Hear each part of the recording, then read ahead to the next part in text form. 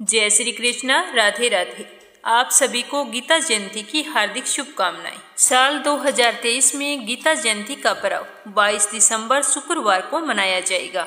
मार्गशीर्ष माह के शुक्ल पक्ष में आने वाली एकादशी को गीता जयंती और मोक्षदा एकादशी के नाम से जाना जाता है। गीता जयंती का हिंदू धर्म में एक विशेष स्थान है। इसी दिन भगवान श्री हरि विष्णु के स्वरूप कृष्ण भगवान ने कुरुक्षेत्र की युद्ध भूमि में खड़े होकर अपने मार्ग से विचलित हो रहे अर्जुन को प्रथम बार गीता का उपदेश दिया था। तो उसी दिन से इस दिन को गीता जयंती के रूप में मनाया जाने लगा। जब पांडवों व श्री कृष्ण के द्वारा महाभारत के युद्ध को रोकने के लिए शांति के सारे प्रयास विफल हो गए थे, तब दोनों सेनाएं युद्ध भूमि में आमने सामने आ खड़ी हुई थी। युद्ध शुरू होने से पहले धनुर्धारी अर्जुन ने अपने सारथी श्री कृष्ण को अपना रथ सेनाओं के बीच में ले जाने को कहा था। वहां जाकर अर्जुन अपने सामने सगे संबंधियों को अपने विरुद्ध खड़ा देखकर एकदम से अधीर हो गए और युद्ध करने से पीछे हटने की बात कहने लगे। जब भगवान श्री कृष्ण ने पांडवों के सबसे शक्तिशाली योद्धा को यूं विचलित होते हुए देखा तो उन्होंने गीता का ज्ञान देना शुरू किया।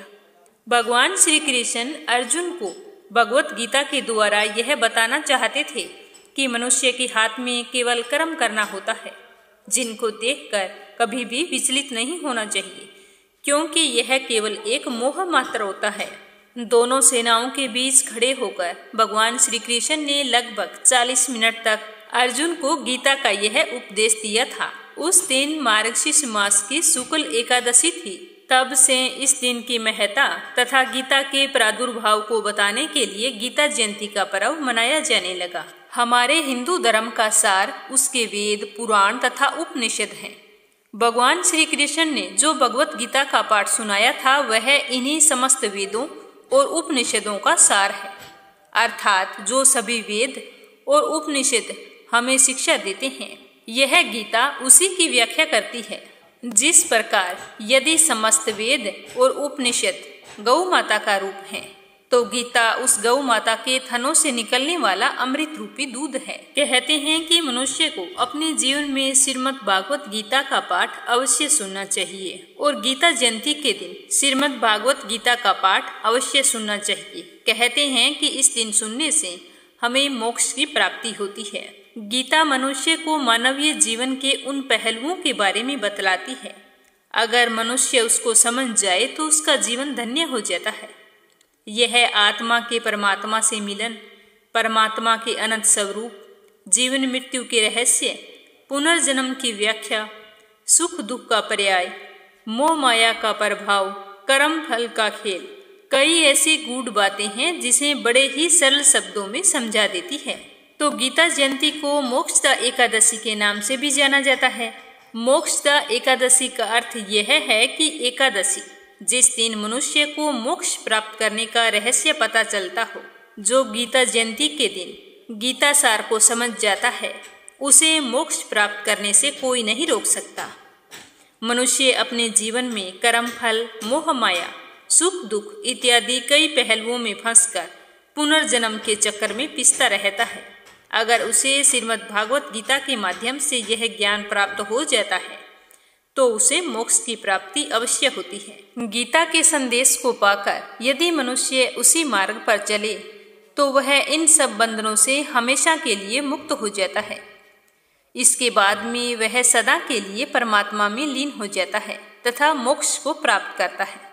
इसीलिए गीता जयंती के दिन को मोक्षदा एकादशी के नाम से भी जाना जाता है।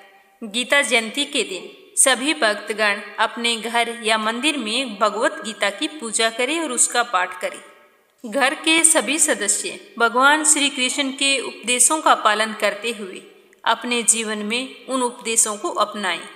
गीता जयंती मनाने का यही मुख्य उद्देश्य है कि विश्व के सभी प्राणी आपसी बैर भाव, क्रोध, आलस्य, दुर्भावना इत्यादि नकारात्मक भावनाओं को त्याग कर केवल और केवल अपने कर्म पर ध्यान दें और फल की चिंता ना करें। गीता में कर्म से तात्पर्य बुरे या अच्छे कर्मों से नहीं, बल्कि कर्म करने से है। मनुष्य को कोई भी कार्य उसके फल की चिंता में नहीं करना चाहिए, क्योंकि वह केवल ईश्वर के हाथ में है। इसीलिए उसे बस कर्म करते रहना चाहिए और फल की इच्छा का त्याग कर देना चाहिए। इस महान ग्रंथ गीता में जीवन की वास्तविकता और मनुष्य धर्म से जुड़े हुए उपदेश दिए गए हैं। कई बार ऐसा होता है कि हमें हमारी समस्या का समाधान नहीं मिलता, या फिर ऐसा होता है कि हम विपत्ति के समय बहुत ही परेशान हो जाते हैं। कई लोग तो गुस्से में अपना आपा खो बैठते हैं या फिर अपनी समस्याओं से विचलित होकर भाग खड़े होते हैं। ऐसे में गीता में लिखे गए यही उपदेश हमारी सारी समस्याओं का चुटकियों में हल कर देते हैं और हमें जीवन की कला सिखाते हैं, साथ ही सफल जीवन की प्रेरणा भी देते हैं। भगवान श्री कृष्ण ने महाभारत के युद्ध में अर्जुन को गीता का उपदेश दिया था, जिसे सुनकर अर्जुन को ज्ञान की प्राप्ति हुई थी। वहीं यह गीता का उपदेश युद्ध भूमि में खड़े अर्जुन के लिए नहीं, बल्कि संपूर्ण मानव जाति के लिए है। यह उपदेश एक तरीके से लोगों के जीवन में सफलता पाने के लिए अचूक मंत्र भी है। भगवान श्री कृष्ण ने मनुष्य के शरीर को महज एक कपड़े का टुकड़ा बताया है, अर्थात एक ऐसा कपड़ा जिसे आत्मा हर जन्म में बदलती है, अर्थात मानव शरीर आत्मा का अस्थायी वस्त्र जिसे हर जन्म में बदला जाता है। इसका मतलब यह हुआ कि हमें कभी भी शरीर से नहीं, उसकी आत्मा से व्यक्ति की पहचान करनी चाहिए।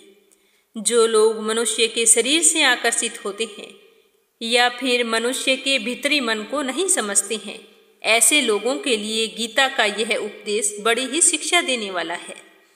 गीता सार में भगवान श्री कृष्ण ने कहा है कि हर इंसान के द्वारा जन्म मरण के चक्कर को जान लेना बहुत ही जरूरी है, क्योंकि मनुष्य के जीवन का मात्र एक ही सत्य है और वो है मृत्यु। क्योंकि जिस इंसान ने इस दुनिया में जन्म लिया है, उसे एक ना एक दिन इस संसार को छोड़कर जाना है। यही इस दुनिया का अटल सत्य है। लेकिन इस बात से भी नहीं नकारा जा सकता कि हर इंसान अपनी मौत से भयभीत रहता है। मनुष्य के जीवन की अटल सच्चाई से भयभीत होना इंसान की वर्तमान खुशियों को भी खराब कर देता है। इसीलिए किसी भी तरह का डर अपने मन में नहीं रखना चाहिए। भगवान श्री कृष्ण ने गीता के उपदेश में कहा है कि क्रोध से भ्रम पैदा होता है और भ्रम से बुद्धि का विनाश होता है। वहीं जब बुद्धि काम नहीं करती है, तब तर्क नष्ट हो जाता है और व्यक्ति का नाश हो जाता है। इसी तरह हर व्यक्ति को अपने गुस्से पर काबू करना चाहिए, क्योंकि क्रोध भी भ्रम पैदा करता है। इंसान गुस्से में कई बार ऐसे काम करते हैं जिससे उन्हें काफ़ी हानि पहुंचती है। वहीं अगर क्रोध पर काबू नहीं किया जाए तो इंसान कई बार ऐसे गलत कदम उठा लेता है। जब इंसान में क्रोध की भावना पैदा होती है तो उसका दिमाग सही और गलत के बीच में अंतर करना छोड़ देता है। इसीलिए इंसान को हमेशा क्रोध करने से बचना चाहिए, शांत रहना चाहिए, क्योंकि गुस्से में लिया गया फैसला आदमी को बहुत ही ज़्यादा हानि पहुंचाता है। श्री कृष्ण भगवान ने बताया है कि कोई भी व्यक्ति अपने कर्म को नहीं छोड़ सकता, अर्थात जो साधारण समझ के लोग कर्म में लगे रहते हैं, उन्हें उस मार्ग से हटाना ठीक नहीं, क्योंकि वे ज्ञानवादी नहीं बन सकते। अगर हमने उन्हें कर्म करने से रोक दिया और उनका कर्म भी छूट गया तो वे दोनों तरफ से भटक जाएंगे और प्रकृति व्यक्ति को कर्म करने के लिए बाध्य करती है। जो व्यक्ति कर्म से बचना चाहता है वह ऊपर से तो कर्म छोड़ देता है, लेकिन मन ही मन उसी में डूबा रहता है और उसी के अनुरूप कर्म करता रहता है। गीता सार में मनुष्य को देखने के नजरिए पर भी संदेश दिया गया है। इसमें लिखा गया है कि जो ज्ञानी व्यक्ति ज्ञान और कर्म को एक रूप में देखता है उसका नजरिया सही है, और जो अज्ञानी पुरुष होता है उसे ज्ञान नहीं होने की वजह से वह हर चीज को गलत नजरिए से देखता है। जो लोग अपने मन को काबू में नहीं रखते हैं उन्हीं का मन इधर उधर भटकता रहता है और वही मन उनके लिए शत्रु का काम करता है। मन हमेशा आदमी के दिमाग पर गहरा प्रभाव डालता है। जब व्यक्ति का मन सही होता है तो उसका दिमाग भी सही तरीके से काम करता है। गीता सार में बताया गया है कि मनुष्य को पहले खुद का आकलन करना चाहिए और खुद की क्षमता को जानना चाहिए, क्योंकि मनुष्य को अपने आत्मज्ञान की तलवार से काटकर अपने हृदय से अज्ञान के संदेश से अलग कर देना चाहिए। जब तक मनुष्य खुद के बारे में नहीं जानेगा तब तक उसका उद्धार नहीं हो सकता। भगवान श्री कृष्ण ने कहा है कि हर मनुष्य को खुद पर पूरा भरोसा रखना चाहिए, क्योंकि जो लोग खुद पर भरोसा करते हैं वह निश्चय ही सफलता हासिल करते हैं, और जो लोग कर्म तो करते नहीं हैं और पहले से ही परिणाम के बारे में सोचने लगते हैं, ऐसे लोगों के लिए गीता सार का यह उपदेश बहुत ही शिक्षा देने वाला है। इसमें भगवान श्री कृष्ण ने कहा है कि इंसान को अपने अच्छे कर्म करते रहना चाहिए। यह नहीं सोचना चाहिए कि इसका परिणाम क्या होने वाला है, क्योंकि कर्म का फल हर इंसान को मिलता है। इसीलिए इंसान को इस तरह की चिंता को अपने मन में जगह बिल्कुल भी नहीं देनी चाहिए। उसके कर्म का फल क्या होगा या नहीं होगा, अगर मैंने यह कर्म कर लिया तो उससे मैं खुश रहूंगा या नहीं रहूंगा, इस तरह के विचार पहले से नहीं करने चाहिए। कर्म करने के दौरान इंसान को इसके परिणामों के बारे में बिल्कुल भी चिंता नहीं करनी चाहिए। अगर किसी भी काम को करो तो चिंता मुक्त होकर शुरू करना चाहिए। एक छोटी सी बात है कि मनुष्य के सुख और दुख में मन की स्थिति एक जैसी नहीं रहती। सुख में मनुष्य बहुत ही ज्यादा उत्साहित हो जाता है और दुख में वह बेकाबू हो जाता है। इसीलिए सुख और दुख दोनों में ही मनुष्य की समान स्थिति हो, इसे योग ही कहा जाता है। जब मनुष्य सभी सांसारिक इच्छाओं का त्याग करके बिना फल की इच्छा के कोई कार्य करता है तो उस समय वह मनुष्य योग की स्थिति में कहलाता है। और जो मनुष्य मन को वश में कर लेता है तो उसका मन उसका सबसे अच्छा मित्र बन जाता है। लेकिन जो मनुष्य अपने मन को वश में नहीं कर पाता है उसके लिए वह मन उसका सबसे बड़ा दुश्मन बन जाता है। अर्थात जो मनुष्य अपने अशांत मन को वश में कर लेते हैं उनको परमात्मा की प्राप्ति होती है, और जिस मनुष्य को ज्ञान की प्राप्ति हो जाती है उसके लिए सुख दुख, गर्मी सर्दी, मान अपमान सब एक समान हो जाते हैं। ऐसा मनुष्य स्थिर चित्त और इंद्रियों को वश में करके ज्ञान द्वारा परमात्मा को प्राप्त करके हमेशा संतुष्ट रहता है। गीता सार के उपदेश को अगर कोई भी व्यक्ति अपने जीवन में पालन करे तो वह निश्चय ही एक सफल व्यक्ति बन सकता है। जो लोग पूरे विश्वास के साथ अपने लक्ष्य को पाने की कोशिश करते हैं वह निश्चय ही अपने लक्ष्य को पा लेते हैं। लेकिन मनुष्य को अपने लक्ष्य को हासिल करने के लिए लगातार चिंतन करते रहना चाहिए। भगवान श्री कृष्ण कहते हैं कि लोगों को हमेशा तनाव से दूर रहना चाहिए, क्योंकि तनाव एक ऐसी चीज है जो मनुष्य को हमेशा सफल होने से रोकती है। भगवान श्री कृष्ण कहते हैं कि मनुष्य को सबसे पहले अपने काम को प्राथमिकता देनी चाहिए। पहले अपने काम को पूरा करने की कोशिश करें तथा दूसरों का भी काम करें, क्योंकि जो लोग पहले अपने काम को नहीं करते और हमेशा दूसरों का काम करते रहते हैं वे लोग अक्सर परेशान ही रहते हैं। भगवान श्री कृष्ण ने यह भी कहा है कि सभी देवता भगवान की विभूतियां हैं, जिन्हें लोग भगवान के अलग अलग रूपों की पूजा करते हैं और उनकी अलग अलग शक्तियों में भरोसा भी करते हैं। इसीलिए सभी को जान लेना चाहिए कि सारे भगवान एक ही भगवान की विभूतियां हैं। मनुष्य अच्छे गुण या अवगुण भगवान की शक्ति के ही रूप हैं। इसका सार यह है कि लोक में जितने देवता हैं वो सारे के सारे एक ही भगवान की विभूतियां हैं। वहीं कोई पीपल को पूज रहा है तो कोई पहाड़ को और कोई नदी या समुद्र को पूज रहा है। असंख्य देवता हैं जिनका कोई अंत नहीं। लोग अपनी अपनी आस्था के मुताबिक देवी देवता के अलग अलग स्वरूपों की पूजा करते हैं, लेकिन सभी एक ही भगवान की स्वरूप हैं। भगवान श्री कृष्ण ने कहा है कि जो लोग सच्चे मन से भगवान की आराधना करते हैं और अपना पूरा ध्यान भगवान की भक्ति में लगाते हैं, वे लोग पूर्ण सिद्ध योगी माने जाते हैं। वहीं जो मनुष्य परमात्मा के सर्वव्यापी, अकल्पनीय, निराकार, अविनाशी, अचल स्थित स्वरूप की उपासना करता है और अपने सभी इंद्रियों को वश में करके सभी परिस्थितियों में समान भाव से रहते हुए सभी प्राणियों के हित में लगा रहता है, उस पर ईश्वर की कृपा जरूर बरसती है। इसीलिए तो भगवान श्री कृष्ण ने महाभारत के युद्ध में अर्जुन से कहा था कि हे अर्जुन, अपने मन में मुझको स्थिर कर और अपनी बुद्धि को मुझ में ही लगा। इस तरह तू निश्चित रूप से मुझ में ही हमेशा निवास करेगा। अगर तू ऐसा नहीं कर सकता है तो भक्ति योग के अभ्यास द्वारा मुझे प्राप्त करने की इच्छा पैदा कर सकता है। इस तरह तू मेरे कर्मों को करता हुआ मेरी प्राप्ति रूपी परम सिद्धि को प्राप्त करेगा। जो लोग अपने काम को मन लगाकर करते हैं और अपने काम में ही अपनी खुशी ढूंढ लेते हैं, वे लोग निश्चित ही सफलता को प्राप्त करते हैं। दूसरी तरफ कई बार ऐसे लोग भी होते हैं जो किसी काम को बोझिल समझकर उस काम को सिर्फ निपटाने की कोशिश करते हैं। ऐसे लोग किसी काम को ढंग से नहीं कर पाते और हमेशा अपने जीवन में पीछे रह जाते हैं।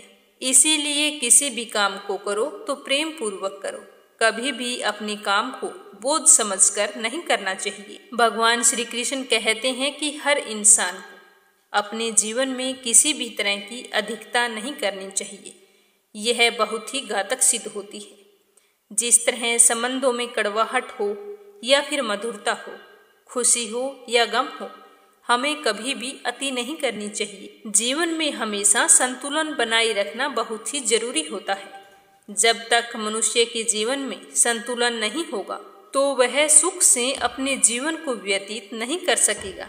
अर्थात मनुष्य को जरूरत से ज्यादा कोई भी चीज करने से बचना चाहिए और अपनी जिंदगी में संतुलन बनाकर जीवन जीना चाहिए। भगवान श्री कृष्ण कहते हैं कि जो लोग दूसरों की भलाई पर ध्यान नहीं देते हैं, सिर्फ अपना मतलब साधने में लगे रहते हैं, यानी कि स्वार्थी होते हैं, उन लोगों का कभी भी भला नहीं होता। स्वार्थी इंसान का स्वार्थ ही उसे अन्य लोगों से दूर ले जाता है और दूर ले जाकर नकारात्मक हालातों की तरफ धकेल देता है, जिसके चलते वह व्यक्ति हमेशा अकेला रह जाता है। मनुष्य का स्वार्थ शीशे में फैली धूल की तरह है, जिस धूल की वजह से व्यक्ति अपना चेहरा उस शीशे में सही तरीके से नहीं देख पाता। तो अगर आप यह चाहते हैं कि आप अपना जीवन खुशीपूर्वक व्यतीत करें तो इसके लिए यह बहुत ही जरूरी है कि आप अपने पास स्वार्थ को कभी भी न आने दें, क्योंकि स्वार्थी मनुष्य दोस्ती भी सिर्फ अपना स्वार्थ निकालने के लिए करता है, इसीलिए वह कभी भी खुश नहीं रह सकता। आपने अक्सर यह सुना होगा कि जिसका कोई नहीं होता उसका भगवान होता है। गीता सार में भी यही बताया गया है कि ईश्वर हमेशा मनुष्य का साथ देता है। वहीं जब व्यक्ति इस प्रभावशाली सत्य को मान लेता है तो उसका जीवन पूरी तरह से बदल जाता है। सृष्टि के निर्माता ईश्वर ही हैं जो संपूर्ण जगत को चला रहे हैं। हम इंसान तो बस केवल ईश्वर के हाथ की कठपुतली हैं। इसीलिए इंसान को कभी भी अपने भविष्य या फिर अतीत की चिंता नहीं करनी चाहिए, क्योंकि हर विकट परिस्थिति में ईश्वर इंसान का साथ देता है और हर मुश्किल से बाहर निकालता है। इसीलिए हमें हमेशा ईश्वर पर भरोसा बनाए रखना चाहिए। जिन लोगों में शक या संदेह की आदत होती है या फिर जो लोग जरूरत से ज्यादा शक करते हैं, ऐसे लोगों के लिए श्री कृष्ण ने गीता में कहा है कि पूर्ण सत्य की खोज या फिर संदेह की आदत इंसान के दुख का कारण बनती है, क्योंकि शक करना एक ऐसी आदत है जो कि मजबूत से मजबूत रिश्ते को खोखला कर देती है। वहीं जिज्ञासा होना भी लाजमी है, लेकिन पूरी तरह सत्य की खोज या फिर संदेह ही इंसान के दुख का कारण बनता है। शक करने वाले इंसान सत्य का पता चलने पर इसका पश्चाताप भी करते हैं। भगवान श्री कृष्ण के द्वारा श्रीमद् भागवत गीता में जो उपदेश दिए हैं, अगर इन उपदेशों को लोग अपने जीवन में उतार लें तो वे निश्चय ही अपने जीवन में सफल हो सकते हैं। गीता सार को 5000 वर्षों से भी ज्यादा समय बीत गया है, लेकिन आज भी ये उपदेश हर व्यक्ति के जीवन में बहुत ही मायने रखते हैं। तो ये था गीता सार। इस गीता सार को मोक्षदा एकादशी के दिन अवश्य सुनना चाहिए। तो इस गीता सार का समापन होते ही कमेंट बॉक्स में जय हो कृष्ण भगवान की अवश्य लिखना और ज़्यादा से ज़्यादा इसे शेयर भी करना, क्योंकि कहा जाता है कि जिस तरह हम कोई भी व्रत रखकर उस व्रत से संबंधित पुस्तकें बांटते हैं पुण्य फलों की प्राप्ति के लिए, ठीक उसी तरह इस कथा को सुनकर आगे ज़्यादा से ज़्यादा शेयर करना चाहिए। आपके द्वारा आगे शेयर करने से जैसे 5, 7, 11, 21 लोगों में इसे भेजना चाहिए। जितने ज़्यादा लोग इसे सुनेंगे और इनका अनुसरण करेंगे तो हमें उतने ही पुण्य फलों की प्राप्ति होगी। जय श्री कृष्ण। राधे राधे।